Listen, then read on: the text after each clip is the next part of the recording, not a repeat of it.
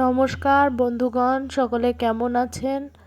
ঝুমুরস healthy হেসেলে একটা নতুন recipe নিয়ে আপনাদের সামনে চলে এসেছি। তো আজকে রান্না করে নেব একটা দারুণ পদ্ধতিতে চিকেন। তো চিকেনটা আমি ভালো করে ধুয়ে বেছে পরিষ্কার করে নিয়েছি। চিকেনে কিন্তু অনেক চর্বি ছিল, দেখতে পাচ্ছেন। এখন চিকেনটা আমি ম্যারিনেট করে নিচ্ছি। রসুন দিয়েছি, আদা বাটা, জিরে বাটা, ধনে বাটা, পেঁয়াজ কুচি, তার সাথে পাকা লঙ্কা বাটা, হলুদ গুঁড়ো, লবণ আর সামান্য সর্ষের তেল দিয়ে ম্যারিনেট করে নিচ্ছি। তো আমার ভিডিও আপনাদের কেমন লাগে অবশ্যই কমেন্ট করে জানাবেন। যদি ভালো লেগে থাকে চ্যানেলটা অবশ্যই লাইক সাবস্ক্রাইব করে পাশে থাকবেন। পাশে থাকা বেল আইকনটা কিন্তু অবশ্যই প্রেস করে দেবেন, নোটিফিকেশন চলে যাবে আপনাদের কাছে ভিডিওর। তো খুব সুন্দরভাবে ম্যারিনেট করে নিতে হবে চিকেনটা। ম্যারিনেট করে কিন্তু রেস্টে রাখতে হবে 1 ঘন্টা মতো। তো এই দেখুন আমি ম্যারিনেট করে নিয়েছি, তো রেস্টে রেখে দিয়েছিলাম। এই যে এখন রান্না করে নেব। তো কড়াই গরম হয়ে গেলে আমি দিয়ে দেব, একটু জল ছিল খেয়াল করিনি, তো একটু দিয়ে দেব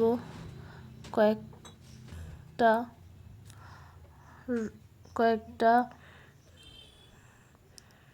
এখানে গরম মশলা আর কি। তো লবঙ্গ রয়েছে, আর দারচিনি রয়েছে, এলাচ রয়েছে 6-7টা মতো, আর কয়েকটা জিরে দিয়ে দিয়েছি আমি। এবার আমি একটু এগুলো দেখছেন জিরেগুলো ফুটছে, তো বোঝা যাবে যে হয়ে গেছে। তো আমি নামিয়ে নিয়েছি। গরম মশলা পরে শিলে বেটে নিয়ে কিন্তু নামানোর আগে দেব, চিকেনটা নামানোর আগে দেব। তো আমার ভিডিও আপনাদের কেমন লাগে অবশ্যই কমেন্ট করে জানাবেন। তেল গরম হয়ে গেছে, এখন আমি তেজপাতা আর জিরে ফোড়ন দিয়ে দিয়েছি। তো আমার ভিডিও আপনাদের কেমন লাগে অবশ্যই কমেন্ট করে জানাবেন। আর যদি ভালো লেগে থাকে চ্যানেলটা সাবস্ক্রাইব করে পাশে থাকবেন। পাশে থাকা বেল আইকনটা কিন্তু অবশ্যই প্রেস করে দেবেন, নোটিফিকেশন চলে যাবে আপনাদের কাছে।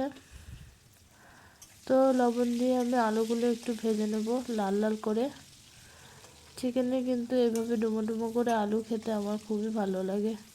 অনেকে চিকেনে কিন্তু আলু দেয় না, তো আমি চিকেনে অবশ্যই আলু দিই। আমি সব মাংসে আলু ব্যবহার করি। কাদের কাদের মাংসে আলু খেতে ভালো লাগে অবশ্যই কমেন্ট করে জানাবেন। আমার তো খুব ভালো লাগে মাংসের আলু। তো আর একটা কিন্তু শুকনো লঙ্কাও ফোড়ন দিয়ে নিয়েছিলাম। তো আলুটা লাল লাল করে কড়া করে ভেজে নেব। তো আবারও বলছি, আমার ভিডিও আপনাদের কেমন লাগে অবশ্যই কমেন্ট করে জানাবেন। যদি ভালো লেগে থাকে চ্যানেলটা লাইক সাবস্ক্রাইব করে পাশে থাকবেন, আর বেল আইকনটা কিন্তু অবশ্যই প্রেস করে দেবেন। দেখুন লাল লাল করে ভেজে নিয়েছি কিন্তু আলু কিন্তু ভেজে তুলে নিচ্ছি। এবার দেখেছেন, এবার দিয়ে দিচ্ছি পেঁয়াজ কুচি। পেঁয়াজটা একটু খুব সুন্দর করে লাল লাল করে ভেজে নেব। আমি কিছু পেঁয়াজ কিন্তু ম্যারিনেশনের সময় ম্যারিনেশনের সময় আমি কিন্তু কিছু পেঁয়াজ কিন্তু মাংসের মধ্যে দিয়ে দিয়েছিলাম, কাঁচা মাংসের মধ্যে, আর কিছু পেঁয়াজ ভেজে নিচ্ছি। তো আমি যেভাবে রান্না করছি আমি অনেকভাবে মাংস রান্না করে দেখেছি, তো আমার কাছে এভাবেই ভালো লাগে, মনে হয় যেন ভালো হয়। আবার অনেক সময় চিকেনটা অল্প একটু সামান্য ভেজে নিয়েও রান্না করে অনেকে। তো যাই হোক, আমি এইভাবে রান্না করি। তো এখানে দিয়ে দিয়েছিলাম চিকেনটা, পেঁয়াজটা ভাজা হলে পরে।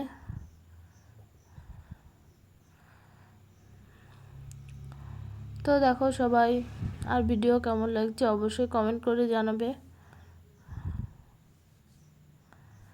ম্যারিনেশন করা চিকেনটা কিন্তু দিয়ে দিয়েছি। এই যে খুব সুন্দরভাবে কষানো কিন্তু হচ্ছে ভালো। আর মাংসটায় যা চর্বি ছিল কি বলবো আর বন্ধুরা, এত চর্বি মনে হচ্ছিল যেন খাসির মাংস।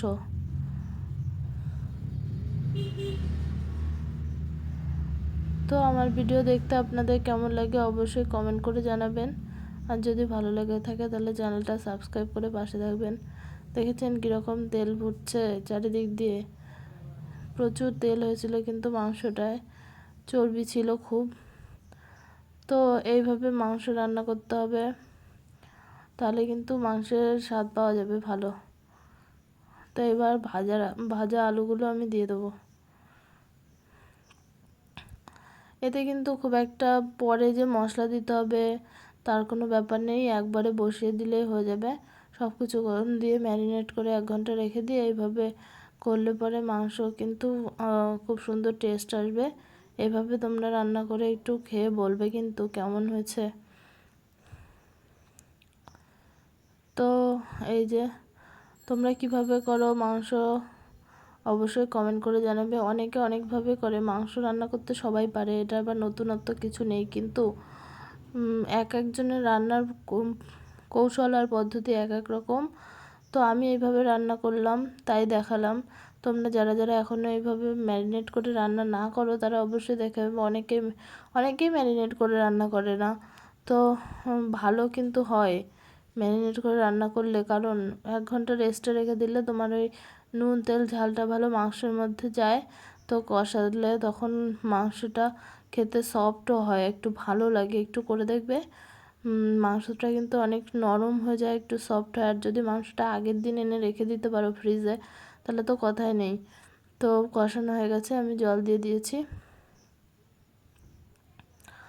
পরিমাণ মতো ঝোলের জন্য জল দিয়ে দিয়েছি। এবার এই মাংসটা কিন্তু অতিরিক্ত ঝোলও আবার ভালো লাগবে না, মিডিয়াম ঝোল রাখতে হবে, তাহলে কিন্তু ভালো লাগবে। এই যে মাংস কিন্তু ফুটে উঠেছে।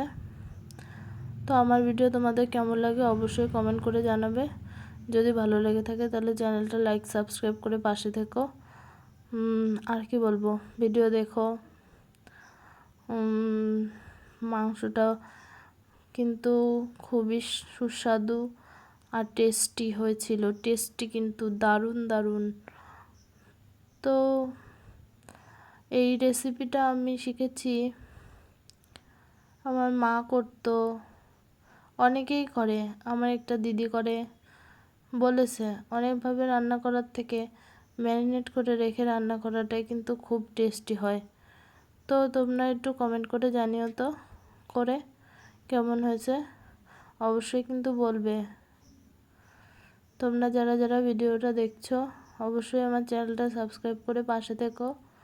পাশে বেল আইকনটা কিন্তু প্রেস করে দিও। যে সেই গরম মশলাটা বেটে নিয়েছিলাম, কিন্তু এই সেই গরম মশলাটা বেটে নিয়েছি, এখন দিয়ে দিলাম।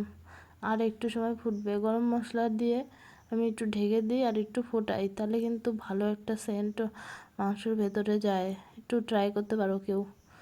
অনেকে উঠিয়ে গরম মশলা ছিটিয়ে রেখে দেয়, তার থেকে কিন্তু গরম মশলা দিয়ে একটু 2 মিনিট জাল দেবে ঢেকে রেখে, তাহলে কিন্তু গরম মশলাটা ঝোলের মধ্যে আর মাংসের মধ্যে ভালো করে ঢুকে যায়। তো ভালো কিন্তু লাগে খেতে, দারুণ লাগে, আমার তো দারুণ লাগে।